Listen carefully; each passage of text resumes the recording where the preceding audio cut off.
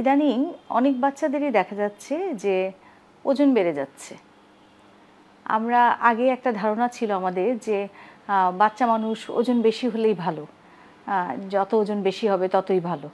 কিন্তু আসলে এটা সম্পূর্ণ একটি ভুল ধারণা। সব বয়সী বাচ্চাদেরই ওজনের একটি রেঞ্জ আছে, আমরা যেটা বলি যে কোন বয়সের বাচ্চার ওজন কত থেকে কতটুকুর মধ্যে থাকতে পারে। তার উপরে বা নিচে থাকলেই কিন্তু সমস্যা। তাহলে নিচে তো থাকলে আমরা অপুষ্টি বলি, সেটা তো আছেই, কিন্তু ইদানিং দেখা যাচ্ছে অনেক বাচ্চারই এই যেই আমাদের রেঞ্জের মধ্যে থাকার কথা তার ওজনটা তার অনেক উপরে বা এই রেঞ্জের উপরে, সেই রেঞ্জের উপরে ওজন যাওয়াটাকেই কিন্তু আমরা দেখা যাচ্ছে যে বলছি যে এটা ভালো না। কারণ একটা বাচ্চার আমরা যেটা বলে থাকি যে 90 উপরে যদি 90 সেন্টাইলের উপরে চলে যায় তখন তাকে আমরা ওভারওয়েট বলছি। আর অনেক বাচ্চা দেখা যায় তার আপার লিমিট যেটা সেটাও ক্রস করে ফেলে, তখন কিন্তু আমরা তাকে ওবেসিটি বা স্থূলতা বলে থাকি। তাহলে এটা আমরা কিভাবে নির্ণয় করি যে তার ওবেসিটি বা ওভারওয়েট আছে কি না? তাহলে এটা আমরা আমাদের যে গ্রোথ চার্ট প্রতি বয়সের অনুযায়ী সেই হাইটটা এবং ওয়েটটা দেখে আমরা ডিসাইড করি যে এই বাচ্চাটার ওই চার্ট দেখে আমরা চার্টে ফেলে আমরা দেখি যে বাচ্চাটার ওয়েটটা তার হাইটের তুলনায় বয়সের তুলনায় বেশি কিনা। তাহলে সেই ক্ষেত্রে আমরা আসলে কি করব? আমরা যদি এরকম পাই, অনেক বাচ্চাই দেখা যাচ্ছে যে হয়তো অন্য সমস্যার জন্য এসেছে, কিন্তু আমরা দেখছি যে তার ওজনটা বেশি এবং চার্টে ফেললে দেখলাম যে সে ওভারওয়েট বা ওবেসিটিতে পড়ে গিয়েছে। সেই ক্ষেত্রে প্রাথমিকভাবে আমরা কিছু পরামর্শ দিয়ে থাকি।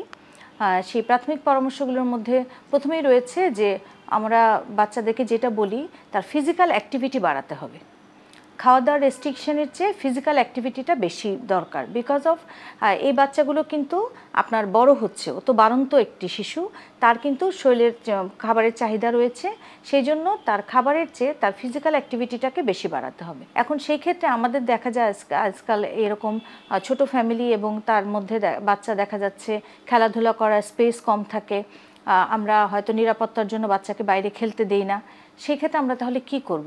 এই ক্ষেত্রে আমরা যেটা করতে পারি সেটা হচ্ছে সপ্তাহে 1 দিন বা 2 দিন বা যেদিন হচ্ছে আমরা সুযোগ পাই বাবা মা, সেদিন বাচ্চাটাকে বাইরে আউটডোর গেমসে নিতে পারি।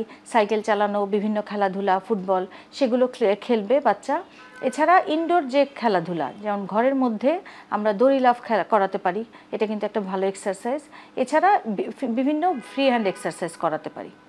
তাহলে কিন্তু এগুলো যদি করে বাচ্চা, তাহলে কিন্তু তার ফিজিক্যাল অ্যাক্টিভিটিটা ভালো থাকবে এবং স্কুলেও যদি তাকে খেলাধুলার কিছুটা সুযোগ করে দেওয়া যায় তাহলে কিন্তু তার ফিজিক্যাল অ্যাক্টিভিটিটা ভালো হবে এবং এটা তার ওজন কমাতে সাহায্য করবে।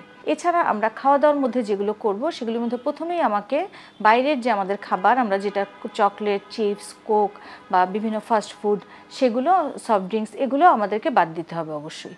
দেখা যাচ্ছে যে এগুলো অনেক সময় বাচ্চারা দেখা যায় এগুলো বেশি এগুলোর প্রতি ঝুঁকে যাচ্ছে এবং এগুলো খাওয়াতে ক্যালোরি অনেক বেশি খাওয়া হয়ে যাচ্ছে এবং ওজন বেড়ে যাচ্ছে।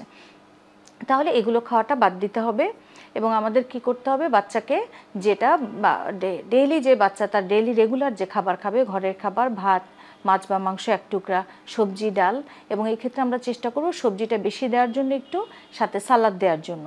তাহলে কি হবে, তার হচ্ছে পেটটা ভরবে কিন্তু তার ক্যালোরিটা খাওয়াটা কম হবে। আর এছাড়া আমরা দেখাচ্ছে বিকালের নাস্তাটা অনেক সময় দেখাচ্ছে ভাজা পোড়া খাওয়া হয়ে যায় যেগুলোতে ক্যালোরি বেশি থাকে। তাহলে সে বিকালের নাস্তাটায় সেই বিকালের নাস্তাটাকে আমরা ওই ভাজা পোড়ার পরিবর্তে বিকালের নাস্তাটায় তাকে একটা ফল দিতে পারি, যাতে তার ভিটামিনের অভাব বা সেগুলো তার পূরণ হলো, সাথে সাথে তার ক্যালোরিটাও কম হলো। শুধু ফল বলতে আমরা দেখা যাচ্ছে যে আপেল, কমলাই না, তার দেশীয় যে কোনো ফল, সে যেই ফলটাই যে মৌসুমে পাওয়া যায়, বাচ্চা যেটা পছন্দ করে, এটাকেই আমরা বাচ্চাকে দিতে পারি বিকেলের নাস্তা হিসেবে।